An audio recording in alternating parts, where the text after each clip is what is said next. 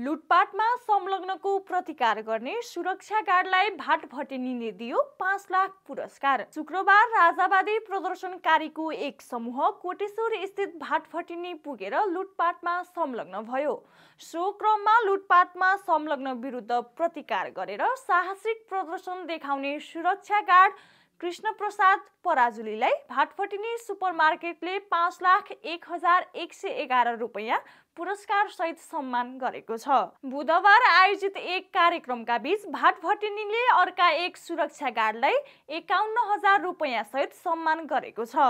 यसैगरी सोही बेला ड्युटीमा अर्का थप 2 जनालाई पनि 25,000 का दरले सम्मान गरेको छ।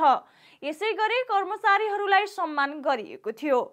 कोटेश्वर स्थित भाटभटेनी सुपरमार्केटका अध्यक्ष मीन बहादुर गुरुङले पुरस्कार सहित सम्मान गरेका हुन्। कोटेश्वर स्थित भाटभटेनी सुपरमार्केटका अध्यक्ष मीन बहादुर गुरुङले पुरस्कार सहित सम्मानित गरेका हुन्। सुपरमार्केटमा तोडफोड तथा लुटपाट गरिरहेका समयमा कर्तव्य निर्वाह गर्दै अग्रपंक्तिमा खटिएका कर्मचारी तथा व्यापारलाई निरन्तरता दिन रातभर मर्मत सम्भारमा लाग्न खटिएका कर्मचारीको मनोबल उच्च बनाउन सम्मान गरिएको सुपरमार्केटका सिइओ मीनबहादुर गुरुङले बताए।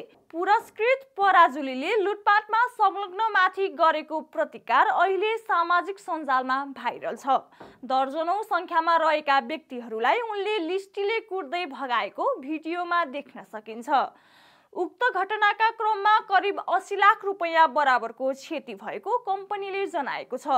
त्यसमध्ये 64,88,000 बराबरको सामान लुटिएको बताइएको छ। उक्त घटनापछि पनि शनिबार बिहानदेखि नै सुपरमार्केट सञ्चालनमा आएको थियो।